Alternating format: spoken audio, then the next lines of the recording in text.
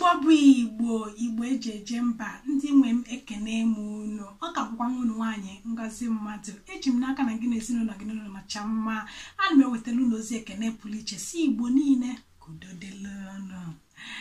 ndị be anyị biko kunu nye m nwantịntị ohere n'oge unu ka etinyere kene n'uche n'ihe a na-eche echiche m anụ nwanyị nya bụ ana m anabata unu na echiche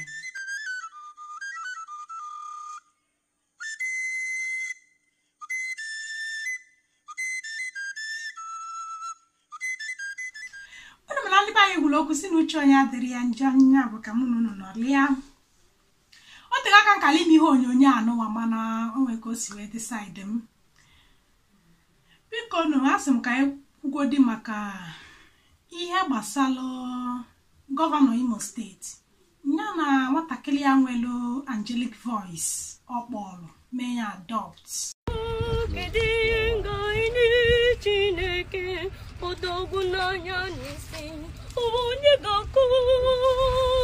omesoma Chineke ọ bụ maka njiri bịa n'iru gị Chineke ọ bụ otito ka njiri bịa n'etiti m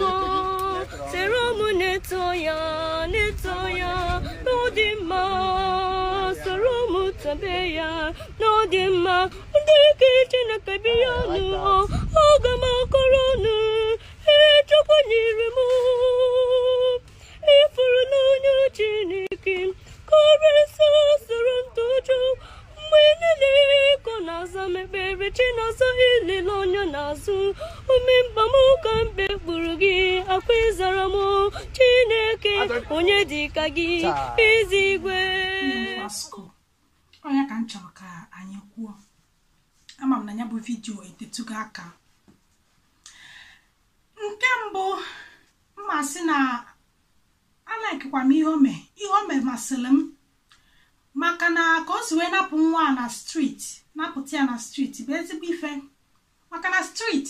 abụrụ ezigbo ebe mụọ bụ Ngozi anọ m na street ebuyalịrị m ahịa ọ bụrụ ezigbo ebe ihe alaeze erika ọtụmadị n'ụwa kịta anyị nọ na ya ihe ọjọọ kazi nkụ ma ndị ntọ ma ndị nke ya erepu ihe alaeze erika amakwanụ na onwero nne na nna ọ tọrọ ụtọ ịkpọrọ nwa obele nwa ha debe na street ka ọ na-ele ahịa kama na ọnọdụ mmadụ fụrụ onwe na-akpata ụdị ihe a nne na nna ọbụla chọrọ ihe ọma n'ebe nwa ya nọ nne na nna ọbụla chọrọ ka nwa ya gụọ akwụkwọ ka nwa ya baa ulu ka nwa ya bụrụ mmadụ nwere onye mụrụ nwa chọọ ka nwa ya bụrụ na-ebuyala ahịa mba afọ m ka ndị be anyị si wee na-react na that video nne gekwenụ ntị ka mmanụkwanụ m onwe na onye ga-adresi the main issue mana afụbeghị m nke mbụ dịka m si wee kwuo na ihe o melụ dị mma ka o si wee kpọpụ dị nwa mana ka m jụọ unu ọ na nke ekwesịrị ime ka anyị malụ imekwenụ ka ndị a na-achị achị malụ na ụmụazị ndị a unu fụ na street na-ebugala afịa na otu ọ fụrụ that child si na o nwere talent na ọkwa otu a ka ụmụazị ndị ọzọ dị and a little help inye those children can go far. Ọ bụ na ihe a melukita enwere ike ime ka ọ sị ka ndị gọvanọ anyị asị ọ bụgodị na ha enwere ego nke na a na-ekwu okwu ego ọ bụrụkwa ego akpa ha ọ bụ na ihe a melukita ebe a nyere eme ka ha sị na at least nwa 2 years to nwa 13 years ndị nke a dị so vulnerable ikpọpụfa na street itinye iwu na onwe ezi nwa dị otu a ruo ebe a ga na-ebughala afịa nwata a ga-anọ na school inye ha free education ọ bụ na ego adịrọ nke ịzụ ha from primary to secondary nye ha free education at least ebidogodo n'obele ruo mgbe nwa a matachalụ left and right ya ife okwuru epu a na-ekwu ụmụ kịlịkịlị ụmụazị na-ebughala afịa kọọlụ na ijefa unu akwa alele mana o nwere onye ya ekwulu ha akwụkwọ na-ekwu anyị ayara n'onufa ihe abelunu kwesịrị ime ka anyị tinye ọnụ ka anyị kpọpụ ụmụazị ndị nke ọzọ na street mana mba uche anyị lụrụ ebe nwa hey Hope Emeka gọvanọ Imo steeti onye ọbụla na-akụli aka ihe o kwesịrị ime ka o mere ka unu hapụkwa iche na o mere ihe anara eme ihe o kwesịrị ime ka o mere ihe mere ndị a na-achị obodo anyị na-eji eme ife ndị a ha na-emebu maka na ha ama na anyị ada ajụ ese anyị amaghị ihe bụ accountability na fa ga-anala ego na ha na-alụ ụzọ ha yara alụ ya ha na-anala ego na a na-alụ ụlọ akwụkwọ ha yara alụ ya ha ga-anala ego na a na-alụ hospital ha yara alụ ya and ha ma na anyị yara ajụ ese ndị a amakwanụ ha amaghị ajụ ese a bụ ndị anya na afa na-achị ha ncha ya eketa oke n'ime ego a onye ọbụla emechi ọnụ ha mara anya yara ajụ ese na ọ bụrụ na ha nata ego eji alụ ụzọ abịa gbasara anyị aja anya akụva aka Willie is working Obiano is working akwa Willie bụ Obiano oke kedu nke nọ na Abia steeti Ikpeazụ is working kezi nke ugwu anyị kọwasị na ugwu gịnị nwa nọ na Enugu steeti is working anya akụba aka ha mana anyị ada ajụ ese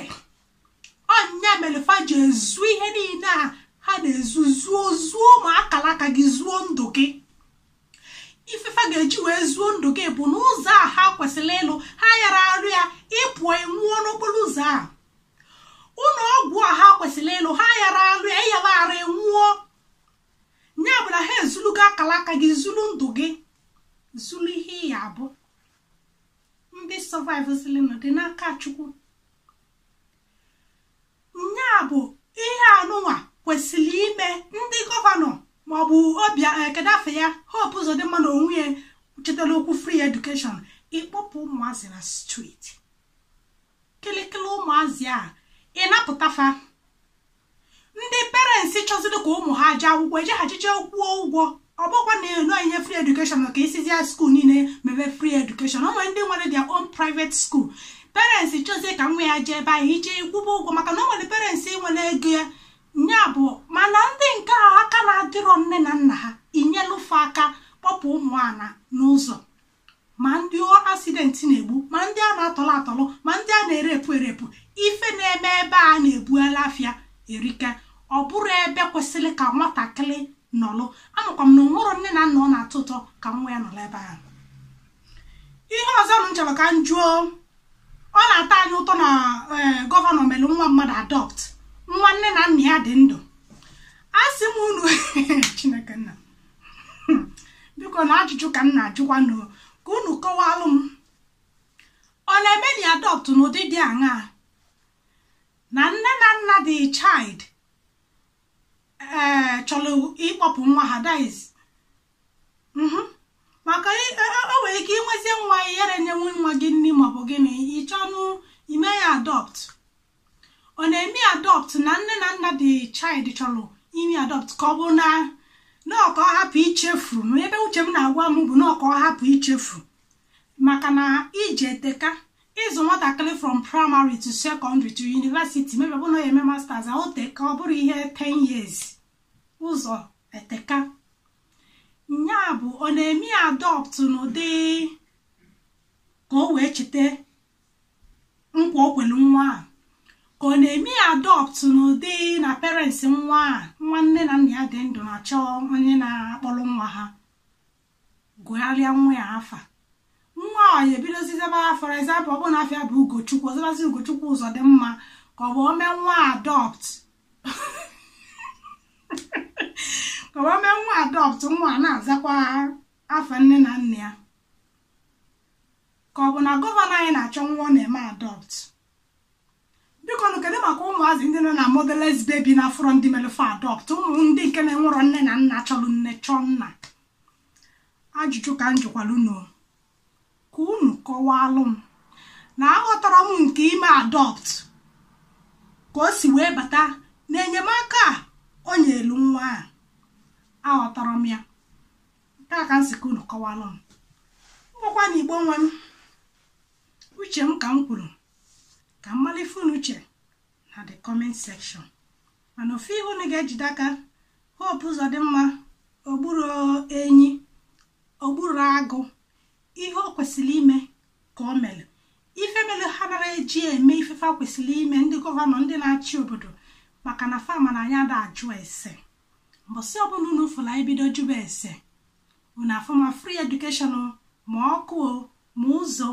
ha ncha ya eme gịnị ya dị maka na ọ bụrụ ego si fa n'akpa ka ha ji alụ ndị a na ọkama ha nweta ego anyị eji wee lụọ ihe ọba alụ onye ọbụla ụlọ enwelifie eme gịnị pọketi anya ndị nke ga-ajụ ese akụchie ha ọnụ nya bụ jụwa na ese unu akụzinala Hope aka na ihe o kwesịrị ime ka o mere ị nara akụlụ nna mụrụ nwa yara agụ ya zụọ nwa ya